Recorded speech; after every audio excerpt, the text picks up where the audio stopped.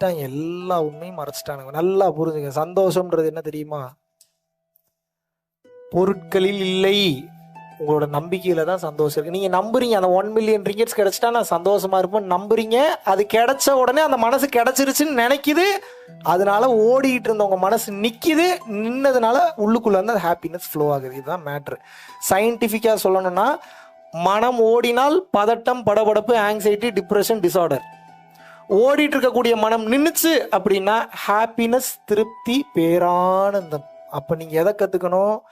பொருட்களை தேடுறதுக்கு கத்துப்பீங்களா, மனசை நிறுத்தி நிறுத்தி கத்துப்பீங்களா? இதுக்கு பேரு தாங்க ஞானம். நீங்க வெளியில ஏதோ கிடைக்கும் தேடி தேடி ஓடிட்டு இருக்கீங்களா? பெண்ல கிடைச்சிரும், பொண்ணுல கிடைச்சிரும், வீடு கட்டினா கிடைச்சிரும், காடி வாங்கினா கிடைச்சிரும். எழுதி தரேன். நீங்க எவ்வளவு பெரிய கோடீஸ்வரன் இங்க வந்திருக்கீங்க. உங்களோட பெரிய பெரிய கோடீஸ்வரன்லாம் பார்த்துட்டேன் நான். 1000 கோடி, 2000 கோடி, 3000 கோடி, 10,000 கோடி, 1 லட்சம் கோடி வச்சிருக்கிறவங்கலாம் பார்த்துட்டேன். நைட்டு படுத்தா தூக்கம் வர மாட்டேங்குது. மிகப்பெரிய கோடீஸ்வரன் நான் பேர் சொல்ல விரும்பல. முதல் பொண்டாட்டி இறந்துட்டாங்க, 2வது பொண்டாட்டி இன்கம் டேக்ஸ்ல போட்டு கொடுத்துட்டாங்க. இன்னைக்கு வீட்டில் வேலை பார்க்க ஆள் இல்லை. கடையில் இருக்கிறவன் டெய்லியும் திருடிட்டு போறான். படுத்தா தூக்கம் வர மாட்டேங்குது. சரக்கு அடிச்சாலும் கை கால் உதறல் கொடுக்குது. டெய்லி 3 டேப்லெட் போட்டு படுக்கிறார். 1 டேப்லெட் போட்டா தூக்கம் வரும், 10 டேப்லெட் போட்டா தூக்க ஆள் வரும் 10 நாள்ல. இதுல என்ன டவுட் இருக்கு? இதுதான் நடந்துட்டு இருக்கு. Yes or no? எதுல இருக்கு சந்தோஷம்? நீங்க எவ்வளவு நாள் எதை நோக்கி ஓட போறீங்க?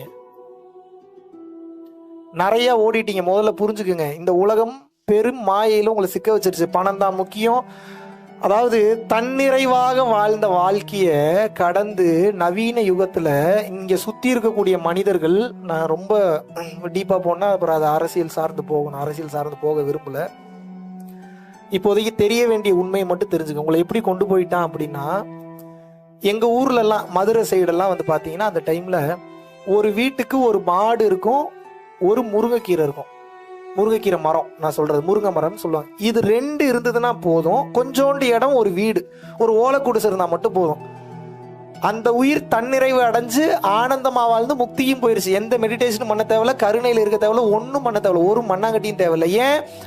அந்த உயிருக்கு பேராசைகள் எதுவும் இல்லை, பெரிய லெவல்ல எதிர்பார்ப்புகளும் இல்லை. காலையில எங்க பாட்டி எந்திரிப்பாங்க, மாட்டுக்கு பால் கறப்பாங்க. மாட்டுக்கு பால் கறந்த அந்த மாட்டுல அந்த பாலை கொண்டு போய் வீட்டுக்கு கொஞ்சம் வச்சுட்டு மீதி கொண்டு போய் ஒரு 10 தெருவுக்கு வித்து இருக்கக்கூடிய காசை வாங்கிட்டு வந்து அரிசி வாங்கி, பருப்பு வாங்கி அந்த வீட்டுக்கு அளவா சமைச்சு இருக்கக்கூடிய பிள்ளைகளுக்கெல்லாம் தன்னிறைவை சொல்லி கொடுத்து, போதும் என்கின்ற அந்த மனசை சொல்லி கொடுத்து வளர்க்கக்கூடிய அந்த காரணத்தினால, பேராசைகளுக்கு போகாத காரணத்தினால அந்த மனமானது ஒரு தன்னிறைவுக்கு வந்து வாழும் போதே அந்த ஆனந்த நிலையிலேயே வாழும். எப்போ உங்க மனசு இந்த முருங்கை மரம் என்ன கான்செப்ட்னா, முருங்கை வைத்தவன் வெறுங்கையோடு போவான் அப்படின்னா என்ன அர்த்தம்? முருங்கை மரம் வச்சா நாசமா போயிடுவான்னு அர்த்தமா? அப்படி அல்ல. முருங்கை மரத்துல இருந்து வரக்கூடிய முருங்கை சூப்பு, முருங்கை கீரை, அந்த முருங்கை மரத்துல இருக்கக்கூடிய அந்த அதை சுற்றி வளரக்கூடிய மற்ற பயிர்கள், அதை சுற்றி வளரக்கூடிய மற்ற பொருட்கள், இதெல்லாம் வச்சு வாழும்போது ஹெல்த்தியா வாழ்ந்தான். அந்த மண் சுத்தமாக இருந்தது. வெறுங்கையோடு போவானா வயதான காலத்து. இன்னைக்கு எங்க தாத்தாக்கு வயசு 85 வயசு. இன்னைக்கு குச்சி ஊனாம ஸ்ட்ரைட்டா நடக்கிறார். இன்னைக்கு மரம் ஏறுவாரு, இறங்குவாரு. 40-50 வயசுல குனிஞ்சிடுறீங்களே, எது ஹெல்த்தியான வாழ்க்கை? முடிய மாட்டீங்க. கைகால் நடுக்கம் கொடுக்குது, நரம்பு தளர்ச்சி வருது. ஏன்? உடலிற்கு அன்னைக்கு அவ்வளவு வேலை இருந்தது, இன்னைக்கு உடலிற்கு வேலை இல்லை. உடலிற்கு வேலை இல்லாத காரணம் உட்காந்து லேப்டாப்பே நோண்டிட்டு இருக்கீங்க, போனவே ஸ்க்ரோல் பண்ணிட்டு இருக்கீங்க. இந்த உடம்பு கெட்டு விடுகிறது. ஒரு சயின்டிபிக் ரிசர்ச் என்ன சொல்லுதுன்னா, சிகரெட் அடிச்சு சரக்கு அடிச்சு ஒருத்தன் டெய்லி எக்ஸசைஸ் பண்றானா 80 வருஷம் வாழுவான். சிகரெட்டு அடிக்கல, சரக்கு அடிக்கல, எந்த கெட்ட பழக்கம் இல்லை, ஆனா டெய்லி எக்ஸசைஸும் பண்ணல அப்படின்னா 40-45 வயசுல செத்து போயிடுவான். இப்போ நான் சிகரெட்டையும் சரக்கையும் ப்ரமோட் பண்ணுறக்காக நான் பேசலை, கவனிக்கணும். நீங்கள் நான் பெரிய நல்லவன்ற போர்வையில் வாழ்ந்துட்டு இருக்கீங்களா? நீங்களாம் நல்லவனே கிடையாது. எவன் நல்லவன்? தன் உயிரை எவன் திருப்திப்படுத்துகின்றானோ, தன் மனதை எவன் அமைதி நிலைக்கு கொண்டு வருகின்றானோ அவன் மட்டுமே நல்லவன். மீதி எல்லாரும் கெட்டவன் இந்த உலகத்தில். நம்ம எதங்க கற்றுக்கிட்டோம்? நமக்கே ஒரு விஷயம் தெரியல. உங்கள் பிள்ளைங்களுக்கு நீங்கள் எதை சொல்லி கொடுக்குறீங்க? எதுக்கு நீங்க எல்லாம் வாழ்றீங்கன்னு நினைக்கிறீங்க? சந்தோஷத்துக்கு தானே வாழ்றீங்க. கல்யாணம் பண்றது சந்தோஷத்துக்கு தான், குழந்தை பெற்றுக்கிறது சந்தோஷத்துக்கு தான், செக்ஸ் வச்சுக்கிறது சந்தோஷத்துக்கு தான், கார் ஓட்டுறது சந்தோஷத்துக்கு தான். வீடு வாங்குறது சந்தோஷத்துக்கு தான். எல்லாமே சந்தோஷத்துக்கு தானே பண்ணுறீங்க. கார் ஓட்டும் போதோ, வீடு கட்டும் போதோ, செக்ஸ் வச்சுக்கும் போதோ கை கால் இழுத்துக்கும், வாய் இழுத்துக்கும், மூக்கில் இருந்து ரத்தம் வரும், காது கேட்காம போயிடும், கை கால் விளங்காமல் போயிடும், தலை ஓப்பன் பண்ணிட்டு ரத்தம் வந்து செத்து போயிருவீங்கன்னா யாராவது அந்த வேலையை பண்ணுவீங்களா நீங்கள்? அப்போ உங்களுக்கு தேவை அந்த செயல்பாடு இல்லை. உங்களுக்கு தேவை என்ன? சுகம் வேணும். உங்களுக்குலாம் என்ன வேணும்? சும்மா சொல்லுங்க, என்ன வேணும் உங்களுக்கு? நான்லாம் ஒத்துக்கிட்டேன், அதனால நான் சுகமாக இருக்கேன், சந்தோஷமாக இருக்கேன், ஆனந்தமாக இருப்பேன். உங்களுக்குலாம் என்ன வேணும் சொல்லுங்க. வாயிலேயே சொல்லலைன்னா எங்க இருந்துங்க சுகம் கிடைக்கும் உங்களுக்கு? சொன்னீங்கன்னா ரூட்டு சொல்லுவேன் சுகத்துக்கு வழி, இல்லைன்னா சொல்ல மாட்டேன் நான். எப்படி வசதி? உங்களுக்குலாம் என்ன வேணும்? சுகம்தான் வேணும். சுகத்துக்கு தான் இந்த ஐம்புலன்கள் வழியாக மெய், உடல், வாய், சுவை, உடல் மூலியமாக ஒரு டச் பண்ணா அந்த ஸ்பரிசத்துல கிடைக்கக்கூடிய அந்த இன்பம், அப்புறம் மெய், வாய், டேஸ்ட், மெய், வாய், கண், பார்வையில் கிடைக்கக்கூடிய விஷுவல்ஸ்ல கிடைக்கக்கூடிய காட்சி, மூக்கு, ஸ்மெல், செவி, சவுண்ட், இந்த ஐம்புலன்கள் வழியா உங்களுக்கு சுகம் கிடைச்சிக்கிட்டே இருக்கணும். இதுக்கு தான் வாழ்ந்துட்டு இருக்கீங்க நீங்க. இல்ல பெரிய கூத்து என்னன்னா, இந்த உலகம் சார்ந்த எந்த விஷயத்திலையும் இந்த ஐம்புலன்கள் வழியா அனுபவிக்கக்கூடிய அந்த சுகத்துல சுகமே கிடையாது. உங்களை அழிச்சிரும் எல்லாமே. இதுல ஏன் செக்ஸ் இருக்கிறதுலே பெரிய டாபிக், இதுவும் தெரிஞ்சுக்கணும். ஏன் செக்ஸ் இருக்கிறதுலே பெரிய டாபிக் அப்படின்னா, கண்டு கேட்டு உண்டு உயிர்த்து உற்ற அறியும் ஐம்புலனும் இருக்குன்றாங்கல்ல. அப்படின்னா என்ன அர்த்தம்? மெய், உடல். ஏன் செக்ஸை மட்டும் நீ அவ்வளவு பெருசா அதுல இருந்து உங்களால வெளியிலேயே வர முடியல அப்படின்னா தெரிஞ்சுக்கங்க. இதெல்லாம் தெரிஞ்சுக்க வேண்டிய டாபிக். இதெல்லாம் வெளிப்படையா சொல்லி கொடுத்தா முக்காவாசி இடங்கள்ல ரேப் நடக்காது, பிரச்சனை வராது, தொல்லையே கிடையாது. தெரிஞ்சுக்க வேண்டிய சப்ஜெக்ட் விட்டு எல்லாத்தையும் சொல்லி தரானே. இன்னைக்கு நீ தெரிஞ்சுக்க வேண்டிய விஷயம் என்னன்னா, ஏன் உங்களால இதுல இருந்து வெளியில வர முடியல? ஒரு சுவையான சாப்பாடை சாப்பிட்றீங்க, அந்த டேஸ்ட்டுக்கே அடுத்தடுத்து உங்களுக்கு வேணும்னு கேட்குது. ஒரு அழகான காட்சியை பார்க்குறீங்க, அந்த காட்சியை பார்க்கும்போது உங்களுக்கு அடுத்தடுத்து அதை பார்க்கணும்னு தோணுது. செக்ஸ்னா என்ன? உடல் முதல்ல சந்தோஷத்தை அனுபவிக்குது, சுகத்தை அனுபவிக்குது. இங்கே வருடுனா சுகமா இருக்கு, இங்கே வருடுனா சுகமா இருக்கு, பின்னாடி வருடுனா சுகமா இருக்கு, முத்தம் கொடுத்தா சுகமா இருக்கு. அப்போ முதல்ல இந்த மெய் என்கின்ற உடல் ஐம்புலன்ல ஒரு மெயினான ஒரு புலன் அனுபவிக்குது. அடுத்து வாய், டேஸ்ட், முத்தம் கொடுக்கும்போது ஒரு சுவை, இதழ் முத்தம் கொடுக்கும்போது ஒரு சுவை. சோ அந்த வாயும் அந்த டேஸ்ட் அனுபவிக்குது. மெய், வாய், கண், அந்த காட்சி, அழகழகான அங்கங்கள், கண் மற்ற அங்கங்களை ரசிக்க ரசிக்க அது இன்னும் ஆனந்தமாக இருக்கிறது. வாய், கண், அந்த காட்சி பார்க்க பார்க்க, அந்த சுவையை உணர உணர, மெய், வாய், கண், மூக்கு, அந்த ஸ்மெல், அந்த பாடி அடோரா இருக்கட்டும். ஒரு சில நேரங்களில் அந்த உச்சகட்ட காமத்துக்கு போகும்போது உடல்ல இருந்து வெளியில செக்ரேட் ஆகக்கூடிய அந்த ஹார்மோன்ஸா இருக்கட்டும், அது ஒரு விதமான அந்த ஸ்மெல்லை ஏற்படுத்தும். அதுதான் காமத்தினுடைய உச்சம். அந்த ஸ்மெல், மூக்கு, செவி, சவுண்ட், மோர்னிங் சவுண்ட்ஸ், நம்ம உபயோகப்படுத்தக்கூடிய வார்த்தைகள், இந்த ஐம்புலனும் சேர்ந்து சுகத்தை அனுபவிக்குது. எப்படி வெளியில வருவீங்க நீங்க? பதில் சொல்லுங்க. ஒரு புலன் இன்பத்தை அனுபவிச்சாவே ஒரு வருஷத்துக்கு திங்க் பண்ணிட்டு இருக்கேன், எவ்வளவு சூப்பரா இருந்தது அந்த அனுபவம். ஆஹா, உங்க யாருக்காவது பழைய விஷயத்தை நினைச்சு அசை போடுற பழக்கம் இருக்குன்னா சோப்பிட்டி, ரொம்ப ரொம்ப பாவம். நீங்க பெரிய பாவத்தை அனுபவிக்க போறீங்கன்னு அர்த்தம், நாசமா போறீங்கன்னு அர்த்தம். ஏன் அப்படின்னா, எந்த அளவுக்கு உங்களது நினைவுகள்ல சுகத்தை நினைச்சு நீங்க அனுபவிக்கிறீங்களோ அந்த அளவுக்கு கஷ்டத்தையும் நீங்க ஆட்டோமேட்டிக்காவே ஸ்டோர் ஆகக்கூடிய பக்குவத்தை, கெப்பாசிட்டி தானாவே வளர்ந்துரும். எந்த அளவுக்கு அந்த சுகத்தை நீங்க நினைச்சு அனுபவிக்கிறீங்களோ அந்த அளவுக்கு கஷ்டத்தை நினைச்சு நீங்க செத்துக்கிட்டே இருக்கீங்க. இதனாலதான் பிரசன்ட்ல வாழுன்னு சொன்னான். இந்த மூமெண்ட்டை விட்டுட்டு ஒரு வருஷத்துக்கு முன்னாடி நடந்த சந்தோஷமான விஷயத்தை நினைச்சு பாக்குறீங்கன்னா சுகமா தான் இருக்கும். சுகமா இருக்கும்போது சில பாடியில கெமிக்கல் ரியாக்ஷன் நடக்குமா நடக்காதா? நடக்காதாங்க? ஏத்துக்கிறீங்களா இல்லையா? அப்ப அப்படி கெமிக்கல் ரியாக்ஷன் நடக்கும்போது உங்க பாடி சுகமா இருக்குன்னு நினைக்கிறீங்க, டோபமைன் அதிகமா சுரந்துன்னா செத்து போயிருவீங்க. புரிஞ்சுக்கங்க முதல்ல. அதை சுகம் ஓரளவுக்கு வந்தாதான் சுகம். சுகத்திலே இருக்கணும்னு நினைச்சீங்கன்னா உடலில் உயிர் தங்காது. ஒரு கவர்ல எவ்வளவு ஹீட்ல டீ ஊற்ற முடியுமோ அவ்வளவு ஹீட்ல தான் டீ ஊற்றணும். 1000 டிகிரி செல்சியஸ்ல டீ ஊத்துனீங்கன்னா என்ன ஆகும்? அந்த கவரு உடஞ்சிருமா? கண்ணுக்கு தெரியாம அழிஞ்சிரும், காணாம போயிடும். இந்த பல்பு எவ்வளவு ஹீட்டை தாங்க முடியுமோ அவ்வளவு ஹீட்டை தான் தாங்கும். 1,00,000 வாட்ஸ் கரண்ட் இந்த பல்பு கொடுத்தா என்ன ஆகும்? நீங்க கேட்கக்கூடிய ஆனந்த நிலைக்கு இன்னொரு பேர் என்னன்னா இறைநிலைன்னு அர்த்தம்.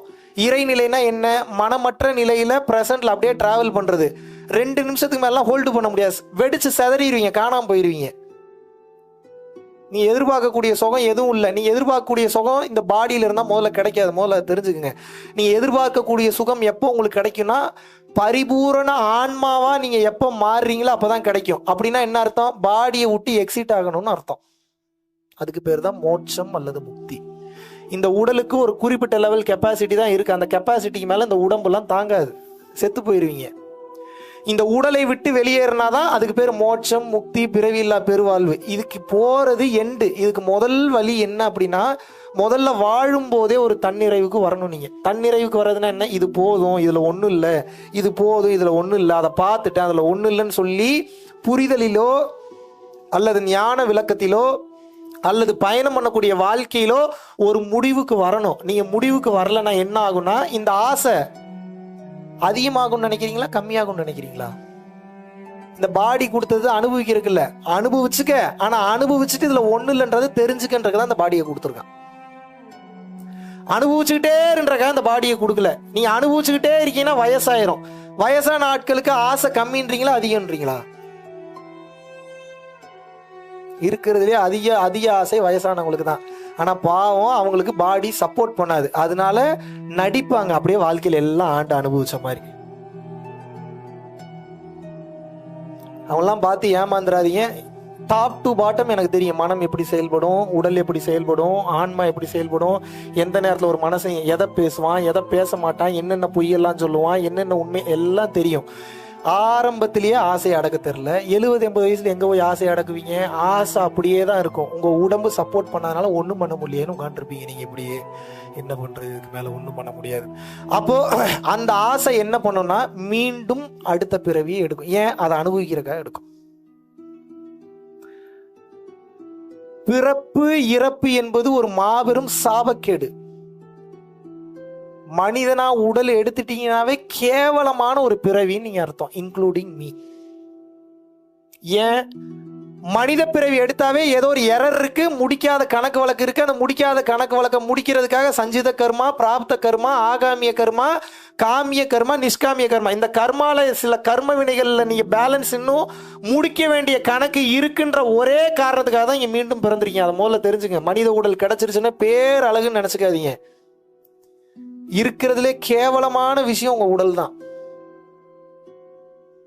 வேற வழி இல்லை, அந்த உடம்பை பாதுகாத்து தான் ஆகணும். ஏன்? உடம்பு போயிருச்சுன்னா உயிரை பேணி பாதுகாக்க முடியாது. அப்ப என்ன பண்ணணும்? உடம்பு இருக்கும் போதே உண்மையை கண்டுவிட வேண்டும். இல்லை என்றால் இந்த உண்மையை கண்டுகொள்ளும் வரை மீண்டும் மீண்டும் வேறு வேறு உடலை நீங்கள் எடுப்பீர்கள். இதை ஒரு சித்தர் சொன்னா பொய்ன்னு சொல்லலாம். பிறவியை பற்றி பேசாத சித்தர்களே கிடையாது, மகான்களே கிடையாது. விவேகானந்தர்ல இருந்து, ராமகிருஷ்ண பரமஹம்சர்ல இருந்து, அகத்தியர்ல இருந்து, போகர்ல இருந்து, புலிப்பாணியில இருந்து, சட்டைமுனிநாதர்ல இருந்து, காலங்கிநாதர்ல இருந்து, இரட்டை நாக்கு சித்தர்ல இருந்து, சிவானந்த பரமஹம்சர்ல இருந்து, அருட்பெருஞ்சோதி வள்ளலார்ல இருந்து இந்த பிறவியை பற்றி பேசாத ஆட்களே கிடையாது. கர்மாவை பற்றி பேசாத ஆட்களே கிடையாது. கர்மானா என்ன? There is an equivalent reaction for each and every action. ஒவ்வொரு வினைக்கும் அதற்கு சமமான எதிர்வினை உண்டு. which means என்னன்னா, மனசால ஒண்ணு தப்பா நினைக்கீங்கன்னா மனசால வலியை அனுபவிக்க போறீங்கன்னு அர்த்தம். உடலால ஒருத்தங்களை காயப்படுத்துறீங்கன்னா உடலால அது உங்களுக்கு பல மடங்கு திருப்பி வரப்போகுதுன்னு அர்த்தம். ஒருத்தனுக்கு துரோகம் பண்றீங்கன்னா பல பேர் சேர்ந்து உங்களுக்கு துரோகம் பண்ண போறானுங்கன்னு அர்த்தம். ஒருத்தங்களை ஏமாத்துறீங்கன்னா பல பேர் சேர்ந்து உங்களை ஏமாத்த போறாங்கன்னு அர்த்தம். அப்படின்னா என்ன? பிறர் கின்னா முற்பகல் செய்யின் தமக்கின்னா பிற்பகல் தாமே வரும். எதை விதைக்கின்றாயோ அதை நீ அறுவடை செய்கின்றாய். தீதும் நன்றும் பிறர் தர வாரா. நல்லதும் கெட்டதும் இன்னொருத்தன் கொடுத்து வர்றதில்லை. எனக்கு ஏன் இறைவா இவ்வளவு கஷ்டம்? கேள்வியே கேட்காது. உங்களுக்கு தகுதியே இல்லை. இறைவனை பத்தி பேசுறதுக்கு எனக்கே தகுதி இல்லை. உங்களுக்குலாம் தகுதி இருக்கா? நானே ஏதோ பார்த்துக்கிட்டு இருக்கேன். ஏதாவது இறைவா ஏதாவது கருணை காமிச்சு ஒரு முறை உன்னிடம் என்னை சேர்த்து கொள்ள மாட்டேன் வெயிட் பண்ணிட்டு இருக்கேன். யாருக்காவது தகுதி இருக்கா? இன்னைக்கு இறைவன்லாம் கேள்வியே கேட்கணும். அவ்வளவு பாவம் பண்ணி வச்சிருக்கீங்க. அதனால தான் இங்கே சுற்றிட்டு இருக்கீங்க. ஏதோ கொஞ்சம் நஞ்சம் புண்ணியம் பண்ணதுனால இறைவன் இன்று இந்த ஞான ரீதியான விஷயங்களை உங்கள் காதில் கொண்டு வராருனாவே உங்க தாத்தா பாட்டி செஞ்ச புண்ணியம், உங்க அப்பா அம்மா செஞ்ச புண்ணியம், நீங்க செஞ்ச புண்ணியம். அதனால ஏதோ காதில் விழுகுது. இல்லை எத்தனை பேர் ஃபாலோ பண்ணுவீங்களான்னு தெரில. இன்னைக்கு என்ன ஒரு 200 பேர் வந்திருக்கீங்களா? அந்த 200 பேர்ல ஒரு 2 பேர் இதை புரிஞ்சுக்கிட்டு வாழ்ந்தீங்கன்னா இன்னைக்கு நான் வந்த சத்சங்கம் எனக்கு சக்சஸ். 200 பேரும் தெளிவடையணும்னு தான் நான் நினைக்கிறேன். ஆனா எனக்கு 100% நல்லா தெரியும். உங்க மேல எனக்கு 200% நம்பிக்கை இருக்கு. நீங்க இதை யாரும் ஃபாலோ பண்ண மாட்டீங்க. ஏன்? நான் இந்த ஒரு மணி நேரம் 1.5 மணி நேரத்தில் நான் பேசி முடிச்சிருவேன். நீங்கள் வெளியில் போனேன்னு இந்த உலகம் ரொம்ப பெருசு. மறுபடியும் அழகழகாக தெரியும், கலர் கலராக தெரியும். ஊர் சுற்றுவீங்க, சாப்பிடுவீங்க, அங்கே போவீங்க, இங்கே போவீங்க. இங்கே தான் நீங்களும் நானும் டிஃப்ரெண்ட் பண்ண. நீங்கள் பண்ணுற அதே தான் நான் பண்ணிட்டு இருக்கேன். பட் என்னன்னா இதெல்லாம் உண்மை இல்லைன்ற தன்மையில் பண்ணிட்டு இருக்கேன். இதெல்லாம் உண்மை நினச்சி பண்ணிட்டு இருக்கீங்க. அதனால நீங்கள் போய் சிக்கிக்கிறீங்க. இப்படியே உட்காந்துக்கிட்டா என்ன தான் கற்றுப்பீங்கன்ட்டு நீங்கள் உட்காந்து மிகப்பெரிய உச்சகட்ட ரகசியம்லாம் எதுல தெரியுமா இருக்கு? இப்படியே அமைதியா உட்கார்ந்துட்டு இருக்கிறது தான் இருக்கு. இப்படியே நான் வந்ததுல இருந்து பேசாம இப்படியே உட்காந்துருக்கேன். என்ன கத்துப்பீங்க நீங்க? புரிஞ்சிருச்சு, எல்லாம் புரிஞ்சிருச்சு. டைம் வர வரைக்கும் வெயிட் பண்ணி ஆனும் போய் டிக்கெட்டும் கொடுத்து தொலைய மாட்டானுங்க. என்ன கத்துனாலும் டிக்கெட் கொடுக்க மாட்டாங்க. விடுறா, இல்லை இங்கே வேலை பார்க்க ஆள் கொஞ்சம் வரவன் போறவனுங்க என்ன அவனுக்கு பாரு பியூட்டி பாருங்க. எவனுக்கு உணர்த்துறான், எவன் இதை தெளிவா அடுத்தவனுக்கு கொண்டு போறானோ அவனுக்கு தான் சீக்கிரம் உணர்த்துறான். சரி உணர்த்தாச்சுல விடுறானா விட மாட்டான். ஏன் வேலை பாருங்கிறான். என்ன பண்ணி தொலைகிறது? எப்படி வச்சிருக்கான் பாருங்க லாக். இப்ப நீங்க மாட்டிக்கிட்டீங்க, இந்த உடல்ல நீங்க சிக்கிக்கிட்டீங்க. இந்த உடலில் இருந்து வெளியேறும் போது ஆசையற்ற நிலையில் இந்த உடலை விட்டு உயிர் வெளியேற வேண்டும். ஒரு ஆசை இருந்தாலும் அந்த ஒரு ஆசைக்காக அடுத்த பிறவி எடுப்பீங்க. மைண்ட்ல வச்சுக்கோங்க. அந்த ஒரு ஆசைக்காக அடுத்த பிறவி எடுத்து சாவீங்க மறுபடியும். அப்ப என்ன பண்ணணும்? வயசாகிறதுக்கு முன்னாடி இந்த பக்குவ நிலைக்கு போகணும். இந்த பக்குவ நிலைக்கு போலன்னா மீண்டும் மீண்டும் அடுத்த பிறவி எடுப்பீங்க. நான் எடுத்துட்டு போறேன்டா, உனக்கு என்னடா பிரச்சனை, எடுத்துக்குங்க. இப்பவே சரியான தண்ணி இல்லை. இப்பவே எத்தனை வெள்ளி, எவ்வளவு 5 வெள்ளி ஆனீங்க வாட்டர் பாட்டில். சிங்கப்பூர்லாம் 3-4 வெள்ளிக்கு மேல சொல்றானுங்க. இனி போக போக 12 வெள்ளி 15 வெள்ளி 100 வெள்ளி வந்தாலும் ஆச்சரியப்படுறதுக்கு இல்லை. உலகமே தங்கத்தை வைத்து தான் பொருளாதாரத்தை கணக்கிட்டு இருந்தான். இப்ப உலக பொருளாதாரம் எதுக்கு தெரியுமா வந்துருச்சு? நீர் பொருளாதாரத்துக்கு வந்துருச்சு. அப்படின்னா என்ன அர்த்தம்? எந்த நாட்டுல நீர் வளம் அதிகமா இருக்குதோ அவன் தான் கோடீஸ்வர நாடு. அதுக்கு வந்துட்டானுங்க. பிரான்ஸ்ல இப்ப நீர் பொருளாதாரத்துக்கு வந்து அவன் பாருங்க எவ்வளவு தெளிவுன்னு. அங்க கார் கிரியேட் பண்ணா ஏகப்பட்ட தண்ணி செலவாகுது. இந்த நாட்டினுடைய நிலத்தடி நீர் மட்டம் குறைஞ்சிரும்ன்றதுக்காக பூராத்தையும் கொண்டு வந்து இந்தியாவில் பண்றான். வேற நாடுகள், நல்ல நாடுகளில் பண்றான். அவனுக்கு பாருங்க கமிஷன் வாங்கிட்டு கையெழுத்து போட்டு கொடுத்துட்றானுங்க. நீர் போகுது. நீர் போனேன்னு என்ன ஆகுது? என் மக்கள் எங்கே போவார்கள்? தண்ணீருக்கு செத்து தான் போகணும். இதுதான் நடந்துகிட்டு இருக்கு.